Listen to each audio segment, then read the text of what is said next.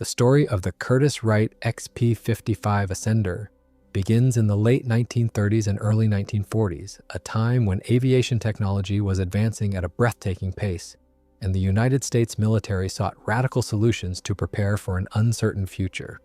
Traditional fighters like the Curtiss P-40 Warhawk and the Seversky P-35 had proven capable in the interwar years, but the emergence of fast, maneuverable European aircraft, the German Messerschmitt Bf-109 and the British Supermarine Spitfire, highlighted the need for a new generation of fighters that could outperform conventional designs. American designers were encouraged by the U.S. Army Air Corps to think beyond the standard piston engine, tail dragger formula, and to explore concepts that could push aeronautical engineering into uncharted territory. Curtiss-Wright, already an established aircraft manufacturer, answered this call with a bold proposal. In 1939, the U.S. Army Air Corps issued Circular Proposal R-40C, an invitation to manufacturers to submit unconventional designs for pursuit aircraft. Unlike earlier procurement efforts, R-40C explicitly encouraged radical configurations that deviated from accepted norms. The Air Corps leadership hoped such an initiative would leapfrog the gradual evolutionary improvements in aviation and result in aircraft with markedly superior performance. The request sparked interest across the American aviation industry, with companies like Bell, Northrop, and Vultee submitting daring proposals. Curtiss offered a highly unusual canard pusher design, what would later be designated the XP-55 Ascender. The Curtiss concept abandoned the traditional fighter layout in favor of a forward-mounted elevator surface, or canard, combined with a rear-mounted engine driving a pusher propeller. The idea was that this configuration could potentially reduce drag, improve maneuverability, and allow for a shorter fuselage, which in turn might increase pilot visibility and firepower concentration. At the time, the canard configuration was still largely experimental, with few practical examples in aviation. The French had dabbled with such layouts in the early years of powered flight, but few military aircraft had adopted the concept. Curtiss engineers under project leader George A. Page Jr. believed they could transform this theory into a viable combat aircraft. The proposed XP-55, soon nicknamed Ascender, and unofficially by detractors as the Ascender due to its unorthodox looks and anticipated handling quirks, was a daring machine. It was to be powered by an Allison V1710 liquid-cooled V12 engine mounted at the rear of the fuselage. A tractor propeller in front of the aircraft was replaced by a pusher system at the back, with the propeller pulling air past the wings and tail surfaces. The wings themselves were sharply swept, and the aircraft featured vertical stabilizers mounted on the wingtips, a departure from the conventional single fin and rudder arrangement. Its forward canard surfaces were designed to provide pitch control, while the swept wings handled lift and roll. Theoretically, this layout promised improved aerodynamic efficiency and stall resistance, as the forward canard would stall before the main wing, preventing the catastrophic loss of lift that plagued conventional aircraft. This design, however, presented challenges from the start.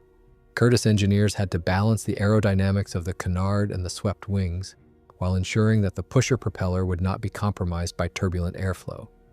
They also had to address the fact that a pusher engine left no traditional space for a tail wheel or a resting gear, complicating landing arrangements. Safety concerns emerged as well. In a crash, a pilot attempting to bail out risked being struck by the spinning propeller directly behind the cockpit.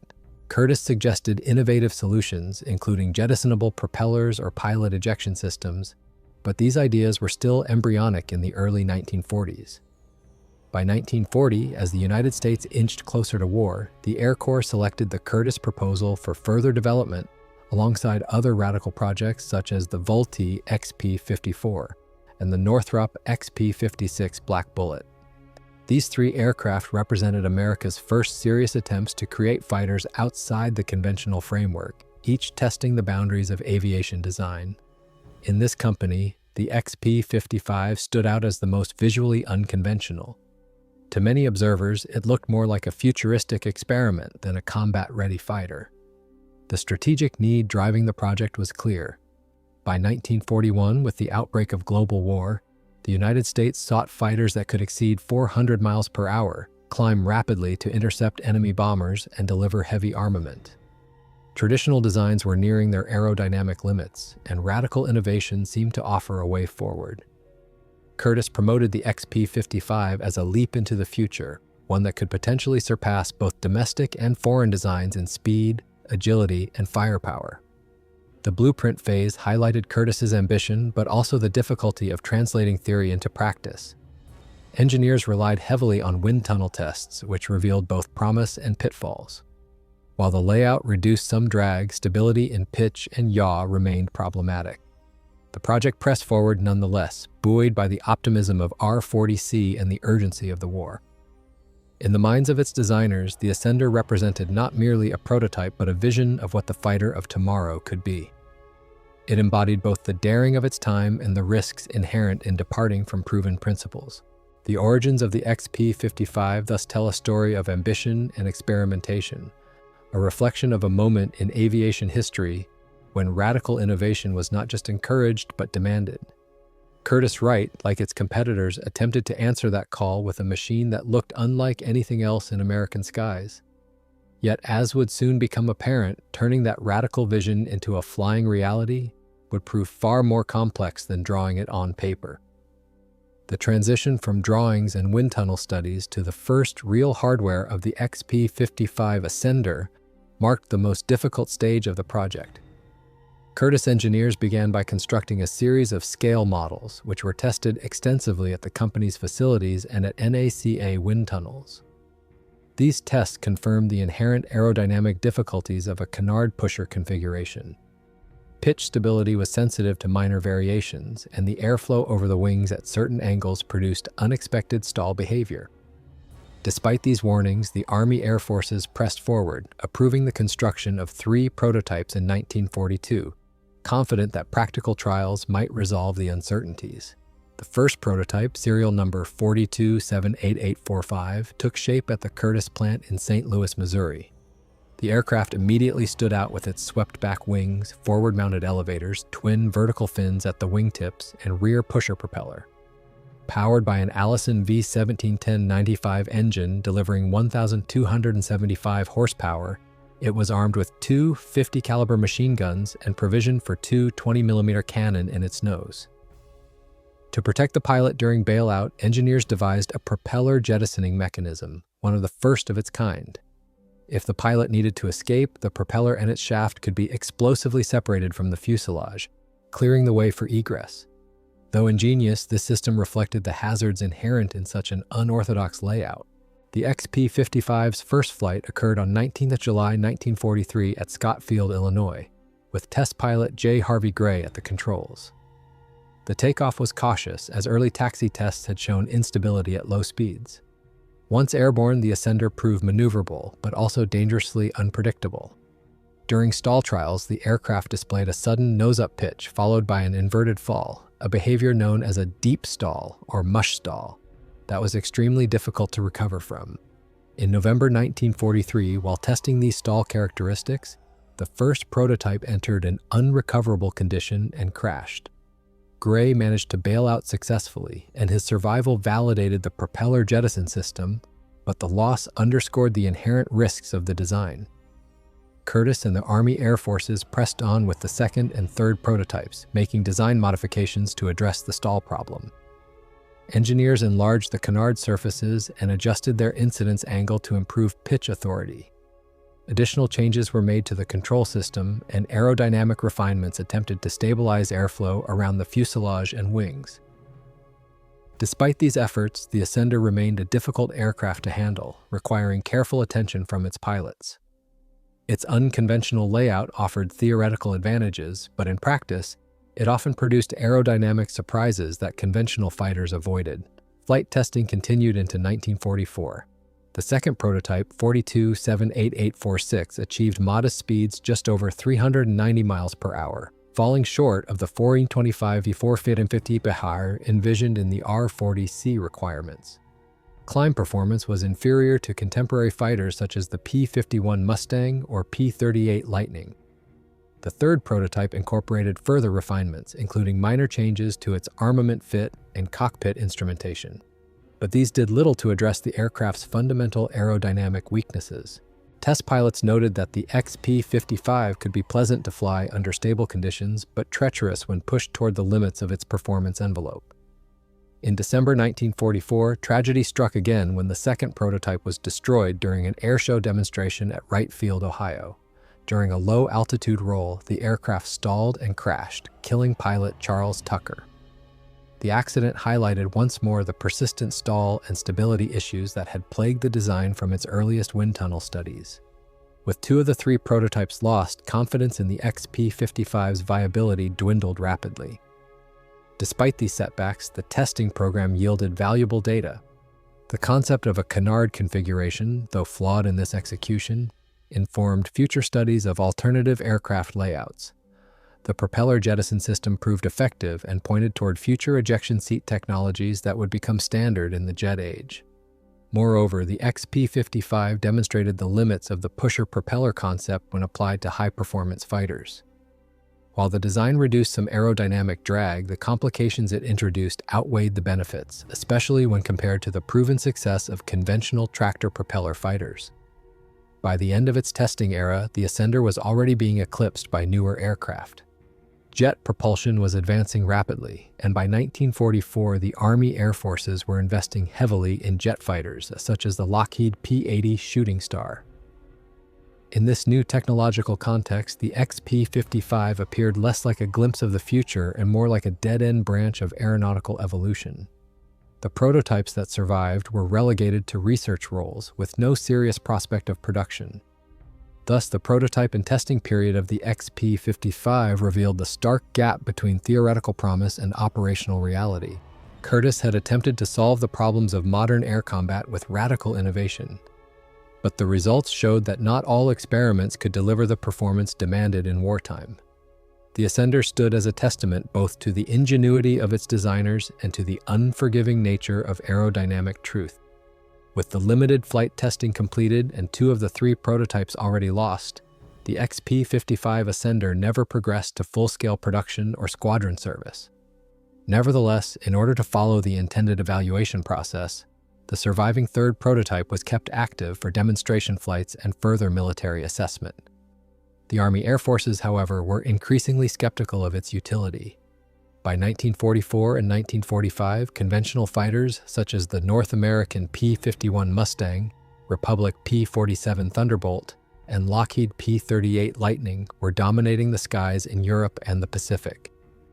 These aircraft not only exceeded the Ascender's performance, but also had proven records in combat. In this environment, the idea of fielding an untested, unpredictable pusher canard fighter seemed impractical. The XP-55 had originally been envisioned as a possible frontline pursuit aircraft under the R-40C proposal, capable of serving as an interceptor or escort fighter. Curtiss had hoped that, if successful, the Ascender might enter production and join operational squadrons by the mid-war years. Its forward-firing armament of machine guns and planned cannon could, in theory, make it a formidable opponent for enemy fighters and bombers. Yet the aircraft's limitations were evident. Its top speed was too low compared to expectations, its climb rate inadequate, and its stall characteristics dangerous. These shortcomings made the Air Forces unwilling to risk assigning it to combat units even in limited roles. Pilots who tested the XP-55 often commented on its unconventional handling. Under steady flight, it could be smooth, and the forward canard offered responsive pitch control. The cockpit provided good visibility, a valued trait in dogfighting. But as soon as the aircraft approached stall speed or sharp maneuvers, it became unreliable. Test reports emphasized the risks of deep stalls and noted that recovering from sudden loss of lift was often impossible. These factors discouraged the military from further investment, especially when proven fighters were already meeting operational needs with great success. By 1945, with the war nearing its end and jet fighters entering service, the operational role of the XP-55 narrowed to almost nothing. While no production orders were placed, the prototype did make appearances at airfields and demonstrations, where its radical shape attracted attention. Its unusual silhouette, with the canard forward planes, swept wings, and rear propeller, made it stand out against the more traditional fighters of the day. For many who saw it, the Ascender represented the promise of innovation, even if that promise would never be realized in combat. There were discussions within the Army Air Forces about whether the Ascender, or a modified derivative, might serve in specialized roles, such as a point defense interceptor or even a test bed for advanced control systems. However, none of these ideas progressed. The program had already consumed resources, and the shift to jet propulsion made further investment appear wasteful. Curtiss itself was also preoccupied with fulfilling contracts for more conventional designs, particularly the P-40 Warhawk and transport aircraft needed for the ongoing war effort. As a result, the XP-55 remained confined to the prototype stage without any operational deployment. In comparison to its contemporaries under the same R-40C competition, the XP-55's fate was not unusual. The Vultee XP-54 and Northrop XP-56 also failed to progress beyond prototypes, each encountering its own technical barriers. Together, these aircraft symbolized both the ambition and the limitations of radical wartime experimentation. They demonstrated that while innovation was vital, the leap from theory to battlefield reality was fraught with obstacles. The Army Air Forces concluded that the risks of introducing such unconventional fighters outweighed the potential benefits, particularly when conventional designs were proving effective and could be mass-produced quickly. Thus, the operational story of the XP-55 is one of absence rather than action. It never entered squadron service, never saw combat patrols, and never faced enemy aircraft in battle. Its role was limited to testing, evaluation, and display, with its legacy carried not through victories but through the lessons it provided. The Ascender stands as a reminder of how wartime urgency both encouraged daring innovation and enforced harsh practicality. In the end, it remained a fighter that never fought, an experiment that existed only on the margins of the operational force. In examining the intended combat role of the XP-55 Ascender, it becomes clear that its design was envisioned for tasks it would never perform. The U.S. Army Air Forces initially saw it as a potential high-speed interceptor, meant to climb rapidly and engage enemy bombers before they could reach strategic targets. The placement of heavy forward-firing guns in the nose was intended to deliver concentrated firepower, while the canard configuration theoretically promised improved maneuverability during high-speed interception passes.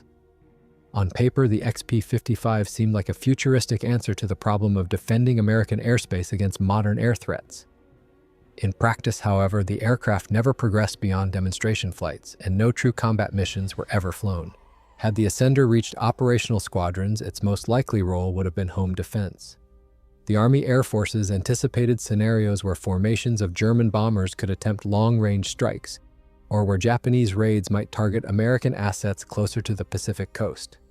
In such scenarios, fast-climbing interceptors were essential. The XP-55's designers expected that its sleek profile and aerodynamic efficiency would allow it to outperform conventional fighters, closing quickly with enemy formations and delivering devastating fire from short range. Unfortunately, the actual performance data did not support this vision. The Ascender struggled to match even the average speed and climb rates of contemporary aircraft, making it ill-suited to such demanding duties. In comparison with proven combat fighters, the shortcomings were stark. The North American P-51 Mustang, with its combination of speed, range, and agility, could escort bombers deep into enemy territory and still dominate in dogfights. The Republic P-47 Thunderbolt, though heavier, brought robust durability and heavy armament to ground attack missions. Even the older Curtiss P-40, which the Ascender might have replaced in production lines, had a proven combat record across multiple theaters. Against these benchmarks, the XP-55 had little to offer. Its theoretical advantages in maneuverability were offset by unpredictable stall behavior, and its modest speed placed it at a disadvantage in air-to-air combat. In the unforgiving environment of wartime requirements, there was no space for experimental fighters that failed to meet baseline expectations. Curtiss test pilots did attempt to explore whether the Ascender could have a secondary combat role, such as low-level ground attack. Its pusher configuration allowed for unobstructed forward visibility and theoretically made it easier to aim nose-mounted weapons at ground targets. However, the vulnerability of the rear-mounted engine and propeller-to-ground fire quickly emerged as a concern. Unlike traditional fighters, which protected their engines within the forward fuselage, the XP-55 exposed critical propulsion components at the rear, where even light anti-aircraft fire or ground-based weapons could inflict fatal damage. The lack of armor and the delicate balance of its aerodynamics made it unlikely to withstand the punishment expected in close support missions. In tactical discussions, some officers speculated whether the Ascender might excel in air defense roles that required sudden acceleration and brief interception runs, rather than prolonged combat. The design's unusual profile might have made it more difficult to identify in aerial engagements, offering some marginal advantage in surprise encounters. But these were speculative benefits, and they did not outweigh the serious risks. In a war dominated by mass production, logistics, and proven performance, the XP-55's limitations condemned it to irrelevance before it could even be considered for combat deployment. By the time jet fighters began entering service in 1944, the notion of deploying a piston-driven canard pusher as a frontline interceptor became obsolete. The Lockheed P-80 Shooting Star promised performance leaps that the Ascender could not hope to match. Military planners recognized that their resources were better invested in this emerging technology rather than trying to salvage experimental piston fighters. The XP-55's absence from combat was therefore not only the result of its flaws, but also of a broader technological transition that rendered it obsolete before it had a chance to prove itself. The Ascender's intended combat role thus remains a story of unrealized potential. It was designed to meet the threat of modern air warfare but never progressed beyond testing, leaving its legacy tied to what it might have been rather than what it achieved. In this sense, its place in aviation history is less about victories and losses, and more about the lessons learned from an aircraft that was bold in concept but inadequate in execution. The XP-55 Ascender, like many experimental aircraft of its era, underwent a process of revision and adaptation as engineers sought to overcome its limitations. These modifications, though significant, never truly solved its underlying flaws.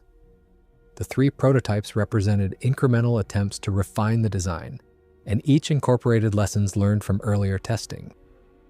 These changes provide an insight into how Curtiss and the U.S. Army Air Forces hoped to salvage the concept, while also highlighting the limits of what could be achieved within the framework of a radical configuration. The first prototype demonstrated the most critical weakness, an unrecoverable stall tendency that made the aircraft dangerous. In response, Curtiss engineers enlarged the forward canard surfaces, adjusting their incidence angle to provide more effective pitch control. The purpose of this modification was to ensure that the canard would stall first, lowering the nose and allowing the aircraft to recover. Wind tunnel tests suggested that these refinements would improve stability, but flight trials showed that the problem was never entirely eliminated. The Ascender could still enter a deep stall when pushed to its aerodynamic limits, and recovery remained inconsistent at best. Armament also underwent changes as the prototypes advanced. While the original plan included 2 50-caliber machine guns and 2 20mm cannons, only the machine guns were installed in the first prototype. The addition of heavier cannon armament was considered for later models, but by the time this was feasible, the project was already in decline. Engineers recognized that the Ascender's modest power output from its Allison V1710 engine limited its ability to carry heavier loads without further compromising performance. The lack of a more powerful engine option meant that armament plans remained constrained, and the aircraft could never reach its projected firepower potential. Beyond armament, Curtiss also investigated potential secondary roles for the design. There were discussions of adapting the airframe into a reconnaissance aircraft, exploiting its unobstructed forward visibility for camera installations. Another idea was to employ the XP-55 as a potential trainer for unconventional flight configurations, though this was quickly dismissed given its dangerous stall behavior. A handful of engineers even speculated whether the configuration could be scaled up for a twin-engine heavy fighter or adapted to naval use. These ideas remained on paper, never progressing beyond the conceptual stage. Compared to the other R-40C competitors, the Ascender's path was typical. The Vultee XP-54 also attempted to incorporate heavy cannon armament and unconventional design features, but it proved heavy and underpowered. The Northrop XP-56, a flying wing-like design, faced insurmountable stability issues. All three projects revealed the difficulties of pushing piston engine fighters beyond the aerodynamic limits already reached by more conventional designs. Each aircraft required extensive modifications, but none could overcome the fundamental obstacles posed by their experimental layouts. In terms of technological contributions, the XP-55's most notable innovation was the propeller jettison system. This mechanism, designed to allow a safe pilot bailout, anticipated the safety systems that would later become standard in the jet age. The development of such an emergency procedure reflected an increasing awareness of the dangers posed by high-performance aircraft, where conventional bailout methods were no longer adequate. While the Ascender itself did not progress, this feature was studied and influenced later approaches to pilot safety in advanced designs. Curtiss also learned valuable lessons in aerodynamic experimentation. The data gathered from wind tunnel tests and flight trials contributed to a broader understanding of canard configurations, swept wings, and the interaction of propeller wash with unconventional tail surfaces. Though these lessons did not lead to immediate applications in wartime fighters, they informed post-war research, particularly as engineers explored new approaches to jet aircraft. In that sense, the XP-55 served as a stepping stone in the exploration of alternative design philosophies, even if it failed to achieve success on its own merits. Ultimately, the variance and technological evolution of the XP-55 were limited by circumstance. The war demanded proven designs that could be produced quickly and in large numbers. There was little tolerance for experimental fighters that consumed time and resources without delivering clear advantages. As a result, the Ascender remained locked in its prototype stage, a machine that embodied innovation without achieving practical results. Its modifications demonstrated ingenuity and persistence, but they were never enough to turn a radical idea into a viable weapon of war. The legacy of the XP-55 Ascender rests less on combat performance and more on the broader lessons it offered to aviation development during a critical transitional era. Although it never progressed into service, its experimental nature provided engineers, pilots, and military planners with important insights about both the potential and the pitfalls of radical design. By the time the program concluded in 1945, the aircraft had already been overshadowed by the arrival of jet propulsion, but its influence endured in more subtle ways. Globally, the Ascender symbolized the willingness of the United States to take risks in aircraft development during the Second World War. The R-40C program that produced the XP-55, XP-54, and XP-56 demonstrated that American planners were prepared to explore unconventional ideas at a time when air superiority was critical. While none of these projects yielded combat-ready aircraft, the experimentation itself was valuable. The failures highlighted why evolutionary improvements to conventional designs remained reliable, while also ensuring that future experimental programs were approached with greater caution. In that sense, the XP-55 was a failed weapon but a successful research tool. The aircraft also contributed to the understanding of safety and egress systems. Its propeller jettison mechanism, though a response to the unique dangers of the pusher layout, was one of the first deliberate attempts to prioritize pilot survival in high-performance fighters. This thinking would become central in the jet era, where ejection seats and emergency systems were no longer optional but essential. Even though the Ascender never flew in combat, its design directly informed the mindset that pilot survivability needed to be engineered into every advanced aircraft. In terms of cultural significance, the Ascender remains one of the most visually distinctive American aircraft of the Second World War. Its unusual profile has ensured a lasting fascination among historians, aviation enthusiasts, and museum visitors. Surviving documentation, photographs, and the restored prototype now housed at the National Museum of the United States Air Force in Dayton, Ohio, allow the public to appreciate the daring spirit of its design. For many, it represents both the optimism of radical innovation and the sobering reality that not all ideas succeed. The museum display frames it not as a failed project, but as an important milestone in the story of American aviation. Internationally, the XP-55 attracted some attention during the war, though it was never exported or tested by foreign air forces. Allied nations watched American experiments with curiosity, but few believed that such unconventional designs would ever replace conventional fighters. In Germany, by contrast, radical aircraft projects such as the Messerschmitt Me 262 jet and various flying wing experiments paralleled the American efforts and ambition, though with greater urgency. The existence of the Ascender reflects the broader global climate of experimentation. where both Allied and Axis engineers sought to break free from traditional formulas to gain even the smallest advantage in speed, climb, or firepower. The end of the XP-55 program coincided with the closing chapter of the piston-driven fighter age. With jet engines proving superior in virtually every respect, the idea of a radical piston-powered fighter quickly lost relevance.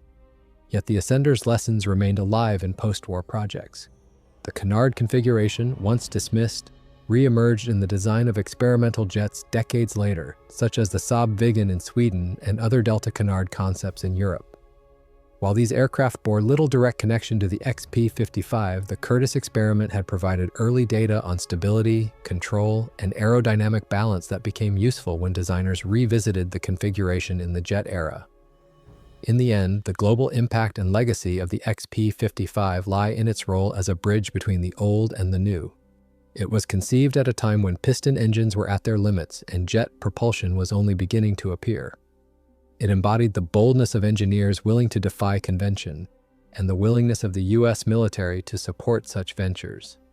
Though it never achieved battlefield relevance, it left behind a record of experimentation that contributed to the body of knowledge guiding future aircraft design. The Ascender's story is thus one of paradox. It was both a failure and a success, a fighter that never fought, but a research tool that helped aviation progress. Its legacy endures not in victories or combat records, but in the lessons it provided to those who sought to build the aircraft of the future. Beyond its official story as a failed prototype, the XP-55 Ascender left behind a series of lesser-known chapters that add nuance to its place in aviation history. These stories do not involve combat or production, but they reveal how the aircraft continued to serve in research roles and how it was remembered long after its cancellation. In many ways, these forgotten aspects help explain why the Ascender has maintained an enduring fascination despite its limited achievements. One overlooked use of the XP-55 was its role as a flying laboratory.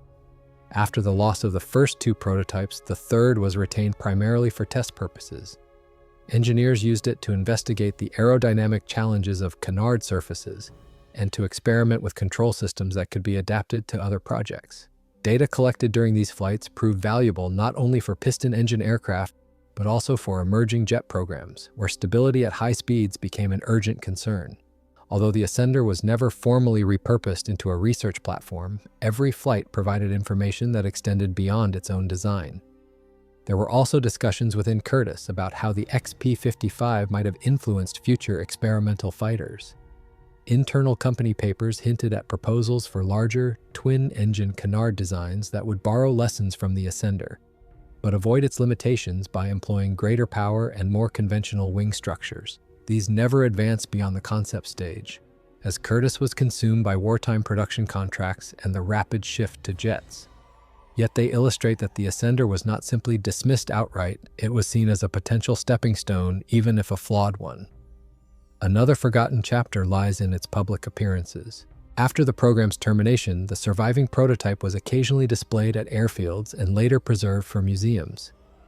During these showings, the XP-55 drew attention precisely because of its unconventional appearance. Crowds were struck by its futuristic lines, and even those unfamiliar with aviation history recognized it as something different. In this way, the Ascender served a cultural function, embodying both the daring and the eccentricity of experimental wartime projects. The Ascender also occupies an unusual space in the memory of test pilots. For those who flew it, the aircraft was both a challenge and a lesson. Reports from pilots emphasized its sensitivity and the need for careful handling. These men recognized that while the Ascender was flawed, it forced them to develop skills in managing unpredictable aerodynamic behavior. Their testimonies reinforced the idea that even failures in design could shape the training and experience of those on the cutting edge of aviation. In modern times, the XP-55 has been re-examined not just by historians but also by engineers studying the evolution of canard aircraft. Interest in alternative configurations has never completely disappeared, and the Ascender is often cited as an early American attempt to explore ideas that would only become viable with later technology. In academic studies, it is sometimes contrasted with European canard designs that eventually proved successful, underscoring how timing, engines, and materials often determined whether a concept would succeed or fail. Finally, its preservation in the National Museum of the United States Air Force ensures that the XP-55 remains part of the public record. Restored and placed on display, it allows new generations to witness firsthand an aircraft that represented the extremes of innovation in the 1940s. Visitors often remark that it looks more like a product of the jet or space age than of the Second World War. This striking impression speaks to the enduring fascination of a design that was far ahead of its time in appearance, even if not in performance. Thus, the unseen chapters of the XP-55 reveal an aircraft that, while unsuccessful in combat or production, still played a role in shaping knowledge, inspiring imagination, and reminding us of the risks inherent in experimentation. Its story continues to resonate not because of what it achieved, but because of what it represented. The willingness to push boundaries, to explore the unknown, and to accept failure as part of progress. The XP-55 Ascender's story closes not with triumph, but with reflection, as both engineers and historians have long debated its significance in the broader trajectory of aviation. By the late 1940s, the sole surviving prototype was no longer of technical value to the military, but its legacy as an experiment remained. Unlike the war-winning P-51 Mustang or the revolutionary P-80 Shooting Star, the Ascender's contribution was measured not in victories but in lessons. Those lessons, however, were essential in reminding designers that not every radical concept could be forced into operational use, and that true innovation required a balance of imagination and practicality. The post-war years saw Curtiss-Wright fade as a dominant fighter manufacturer, in part because projects like the XP-55 consumed resources without yielding results. The company's focus shifted toward transports and experimental designs, but it was soon eclipsed by competitors who successfully transitioned into the jet age. In that sense, the Ascender symbolized both the ambition and the decline of Curtiss as a leader in fighter development. It became a historical marker of a company trying to leap too far, too fast, while others refined proven methods and embraced new technologies more effectively. Yet the Ascender was never entirely forgotten. For enthusiasts of aviation history, its silhouette became a recurring subject in books, model kits, and later digital simulations. Its striking appearance made it a favorite among collectors and hobbyists, who often placed it alongside other failed but fascinating aircraft of the 1940s. In this way, the XP-55 achieved a kind of second life, no longer judged by its combat potential, but by its cultural and historical uniqueness.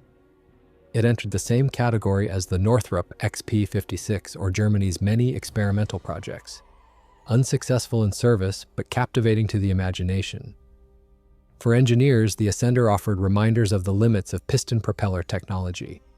By the time it flew, jet propulsion was already on the horizon, promising speeds and capabilities beyond anything a canard pusher could achieve. The XP-55 showed that even the most daring rearrangement of conventional engines, wings, and propellers could not surpass the inherent ceiling of piston-powered flight. In this sense, its legacy reinforced the inevitability of the jet age, where future fighters would be judged not by how radically they rearranged old components, but by how they embraced entirely new power plants and aerodynamic philosophies. The aircraft's preservation further cemented its legacy. When the last prototype was transferred to the National Museum of the United States Air Force, curators recognized its significance not as a relic of combat, but as a symbol of experimentation. Restored for display, it continues to draw attention precisely because it looks so alien among the sleek lines of conventional fighters of its era. Standing beside a Mustang or a Thunderbolt, the Ascender appears more like a design from decades later, a reminder of how wartime urgency could produce visions that seem futuristic even when impractical. In evaluating its place in aviation history, the XP-55 must be understood as part of a continuum of experimentation that occasionally failed, but always informed the next step. It shares this space with projects across nations, some German jet prototypes, British tail-first experiments, and Soviet attempts at radical configurations. Each contributed data, each revealed pitfalls, and each ultimately shaped the course of post-war design by showing engineers what not to pursue. The Ascender's inability to meet operational requirements was not the end of its story. Rather, it became part of the broader process by which aviation advanced through trial and error.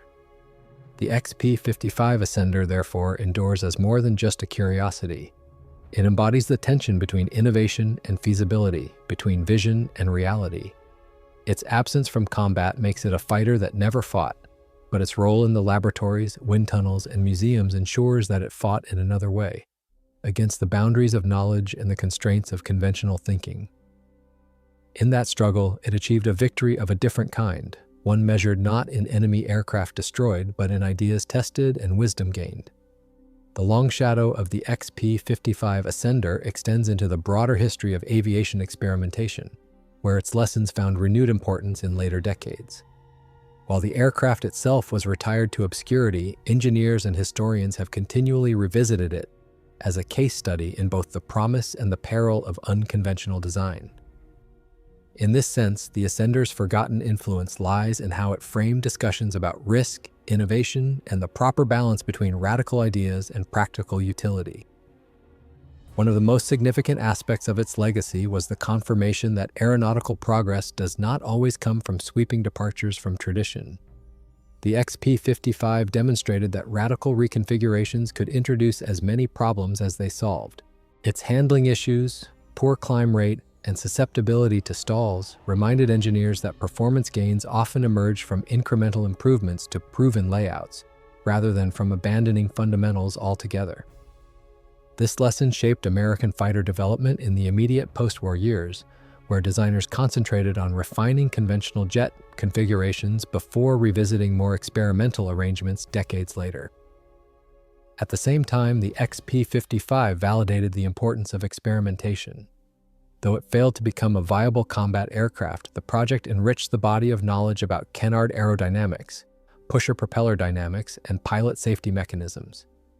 This knowledge resurfaced in later decades as canard configurations became practical with advanced materials, fly-by-wire control systems, and more powerful engines. Aircraft such as the Saab Viggen, Eurofighter Typhoon, and Dassault Rafale ultimately succeeded where the Ascender had failed, precisely because they operated in a technological context that could manage the complexities the XP-55 revealed.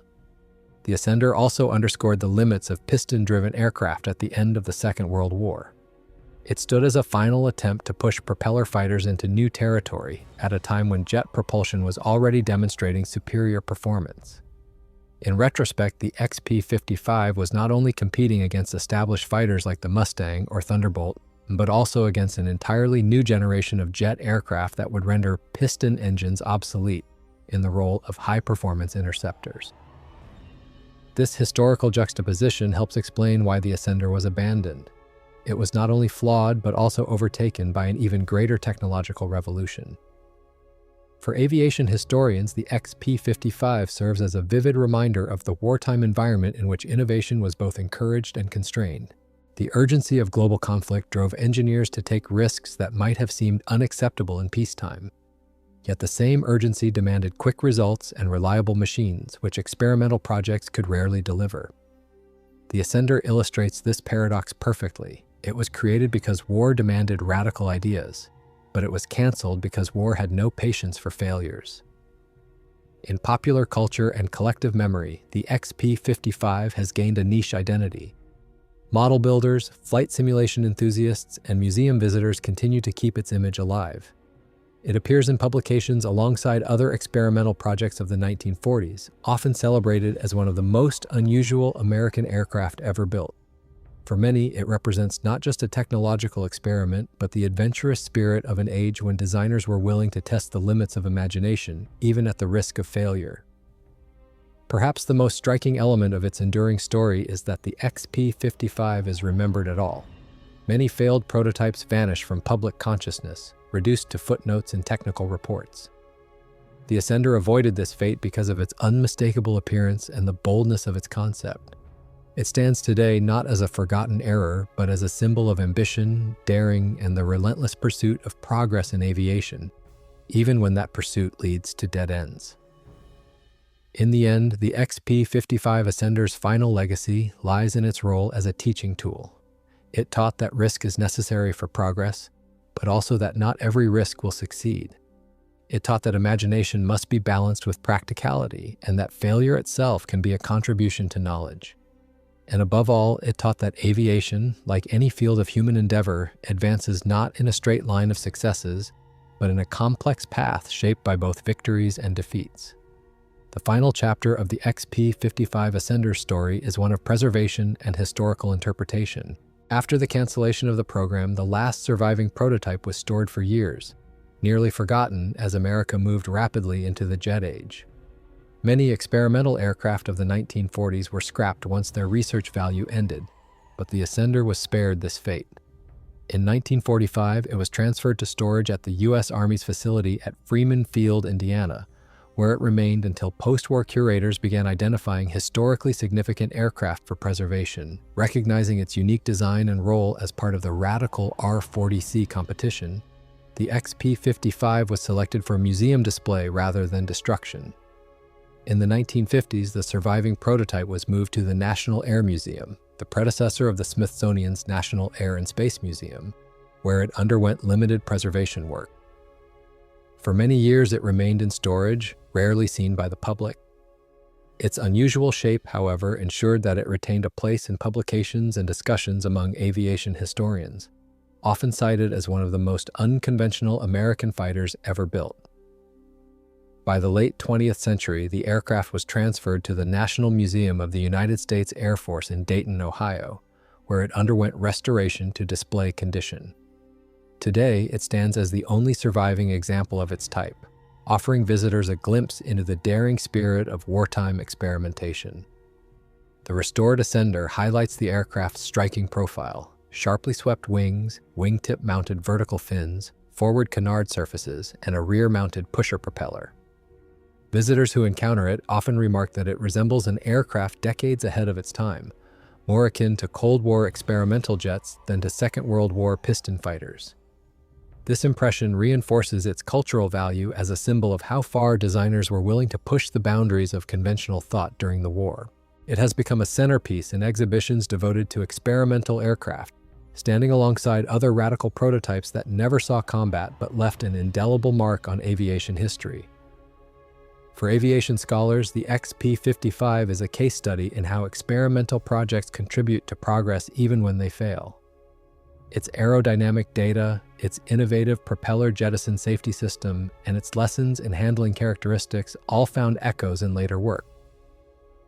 The aircraft's survival allows researchers and enthusiasts to continue examining it firsthand, measuring its lines and considering its engineering in ways that written records alone cannot convey.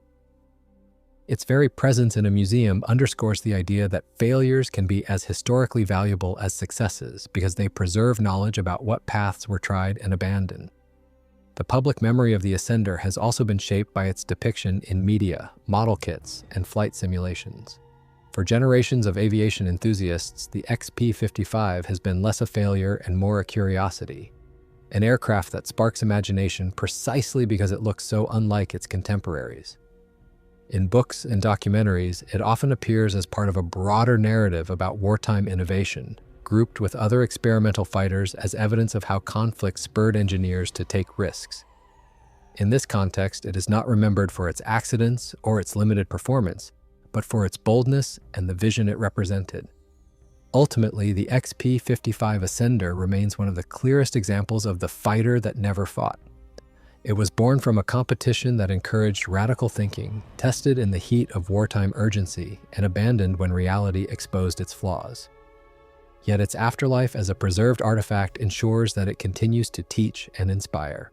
It is a reminder that aviation history is not only the story of legendary aircraft that won wars, but also of the experimental machines that shaped the boundaries of what was possible.